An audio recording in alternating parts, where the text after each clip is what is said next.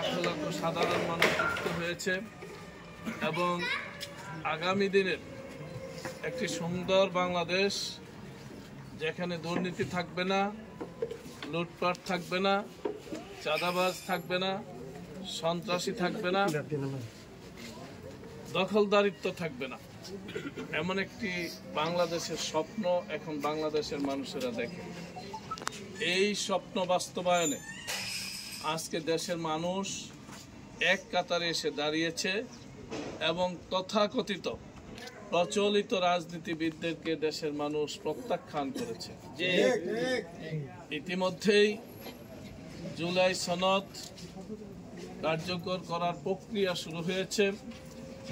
সেই প্রক্রিয়ায় জুলাই সনদ বাস্তবায়ন জনগণ চায় কিনা এর রেফারেন্ডাম বা গণভোট অনুষ্ঠিত হবে ইনশাআল্লাহ। আপনারা লক্ষ্য করছেন ২৪-এর বিপ্লবকে ব্যর্থ করে দেওয়ার জন্য, ২৪-এর বিপ্লবকে নস্যাৎ করে দেওয়ার জন্য দেশের সুকল্ড বিগ পার্টি অপচেষ্টা চালিয়ে আসছে এবং ন্যায়ের পক্ষে তারা প্রচারণা চালাচ্ছে।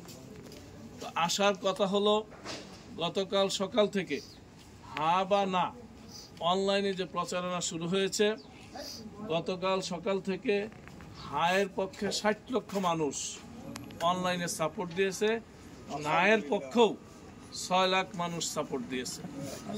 আজকে ফজরের পর থেকে এই পর্যন্ত হায়ের পক্ষে ৩ লক্ষ মানুষ সাপোর্ট দিয়েছে, নায়ের পক্ষেও ৫,০০০ প্লাস সাপোর্ট দিয়েছে বলে আমরা জানতে পারছি। অর্থাৎ মানুষ তথাকথিত যে রাজনীতি জনগণকে ব্যবসার পণ্য হিসেবে ব্যবহার করে আসছে, যেই রাজনীতি জনগণকে কুরুকিরে শেষ করে দিচ্ছে, যেই রাজনীতি বাড়িতে বাড়িতে, পাড়ায় পাড়ায়, মহল্লায় মহল্লায় দ্বন্দ্ব সংঘাত সৃষ্টি করেছে, যেই রাজনীতি ভাই ভাই বিরোধ সৃষ্টি করেছে, যেই রাজনীতি এই দেশের মানুষকে সন্ত্রাসী গডফাদার উপহার দিয়েছে, সে রাজনীতি আজকে ব্যর্থতার পথে বসেছে। ইনশাআল্লাহ আগামী দিনে শুধুমাত্র ইসলামী রাজনীতি, ইসলাম কেন্দ্রিক রাজনীতি এই দেশে টিকবে এবং টিকে থাকবে ইনশাআল্লাহ। এই কারণেই আজকে জামায়াত ইসলামীর পক্ষে সারা দেশে জোয়ার উঠেছে।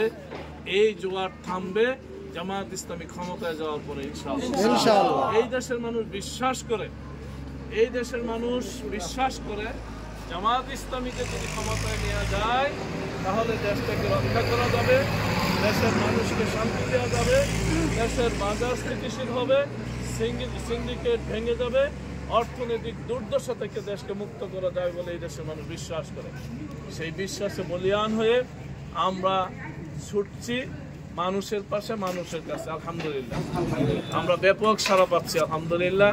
আপনারা যারা এলাকায় রয়েছেন আপনারা নিজেরাও জানেন যে এখন দেশের মানুষের একটাই কথা, ভোট দিবে জামাতকে, ভোট দিবে দাঁড়িপাল্লাকে, নতুন দেখবে, পুরাতন সব দেখা শেষ, এবার নতুন দেখার পালা।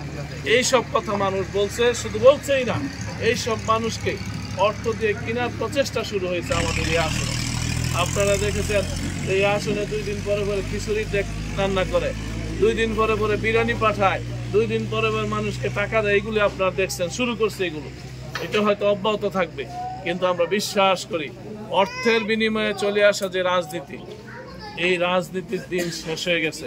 মানুষ এখন অর্থের বিনিময়ে, টাকার বিনিময়ে, শাড়ির বিনিময়ে, লঙ্গির বিনিময়ে, খিচুড়ির বিনিময়ে কিংবা বিরিয়ানির প্যাকেটের বিনিময়ে তারা তাদের বিবেক বিক্রি করতে রাজি নয়, বিবেক বিক্রি করবে না ইনশাআল্লাহ।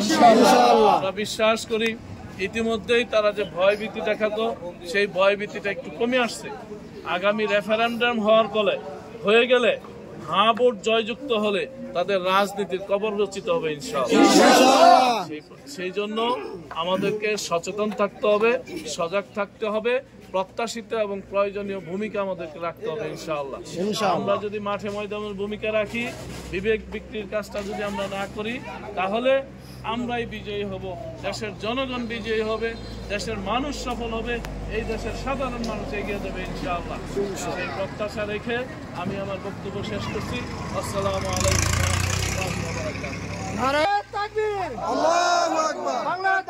জামাত ইসলামী জিন্দাবাদ জিন্দাবাদ বাংলাদেশ জামাত ইসলামী জিন্দাবাদ জিন্দাবাদ জিন্দাবাদ জিন্দাবাদ বাংলাদেশ জামাত ইসলামী আলহামদুলিল্লাহ